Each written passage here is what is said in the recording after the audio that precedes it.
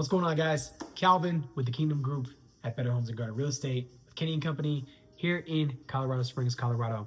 I'm wrapping up an open house here really quick. And some things that I was thinking about was a conversation I had recently with a client that I spoke to earlier this week.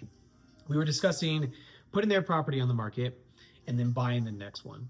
And toward the end of the conversation, funny enough, they asked me, hey, on this type of priced home, what does my down payment look like?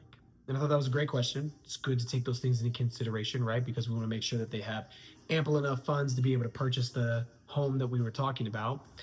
And I gave them the different, percentage points. Hey, if you're, looking at using this type of loan, here's the typical, interest rate. That could be FHA, you're around 3.5 starting interest rate. Conventional, you could be anywhere between 3 and 5 to start on a mortgage loan. VA, of course, 0% down for all my veterans out there. It's a great perk. But one of the things that got me thinking about was, it's not just the down payment that you have to consider when you're buying a home.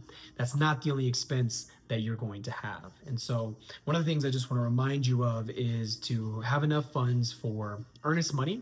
I'll make a video later on discussing more specifics about earnest money, but some of the expenses that you have to consider for buying a home: earnest money, inspection, appraisal, other essential closing costs, and then down payment. And of course, all these things are items that your lender will discuss with you. Will make sure that you have a great understanding of, but it's not just the down payment when you're saving up that you have to take into consideration. Now, of course, if you work with me, we can definitely talk about how I aid and assist you in the inspection phase and how I can come alongside you and take on some of those expenses for you. But it's good to take into consideration all the different costs that go into buying a home. It's not just your down payment. There are some other items that you will have to pay for either upfront before we get to the closing table, or more funds that you'll need to have outside of just the down payment for the loan. But as always, guys, shoot me a text, give me a call. We can have those conversations more specific to your needs. But yeah, just want to make you mindful of that. Hope you guys have a great rest of your day.